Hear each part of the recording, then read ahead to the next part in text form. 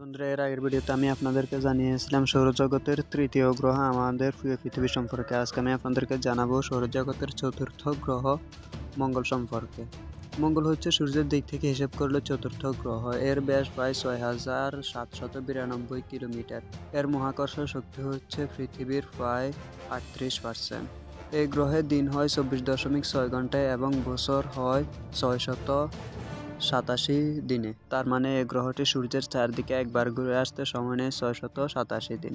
এই গ্রহের দুটি উপগ্রহ বা চাঁদ আছে, যেগুলো হলো ফোবস এবং ডেমোস। মঙ্গল গ্রহকে আবার লাল গ্রহ বলা হয় এর পৃষ্ঠে থাকা লৌহ অক্সাইডের জংয়ের কারণে। মঙ্গল গ্রহে রয়েছে সৌরজগতের সবচাইতে বড় আগ্নেয়গিরি। তাপমাত্রা সাধারণত খুব ঠান্ডা -৬০ ডিগ্রি সেলসিয়াস পর্যন্ত হয়ে থাকে।